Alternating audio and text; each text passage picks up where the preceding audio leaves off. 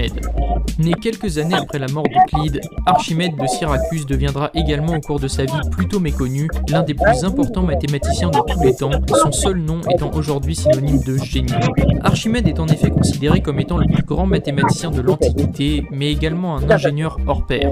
Ingénieur, telle était d'ailleurs sa profession principale car il était avant tout un homme de terrain et la plus grande partie du travail qu'il a laissé étant consacrée à l'étude de machines simples de son invention comme le levier ou la poulie qu'il fut le premier à expliquer à l'aide de calculs et de schémas, ainsi que de la vis à eau qui a permis aux habitants de l'Égypte de puiser de l'eau plus facilement.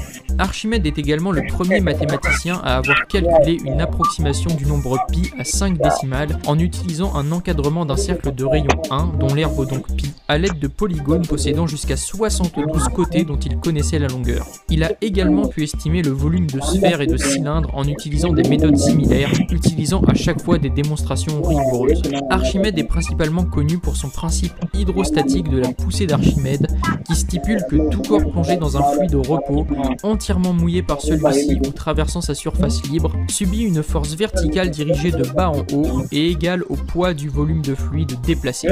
La légende raconte que cette découverte a été faite lorsqu'Archimède était dans son bain, en train d'estimer la masse d'une couronne d'or donnée au roi par un marchand pour vérifier que celle-ci était bien constituée d'or pur. Lorsqu'il réalisa l'existence de la poussée qui porte son nom, il put effectivement estimer que la couronne n'était pas pure et s'écria du fameux Eureka. Enfin, Archimède fut un homme au service de sa ville. Il a en effet pu participer plusieurs fois à la défense de Syracuse et de la Sicile en inventant des armes balistiques comme la catapulte.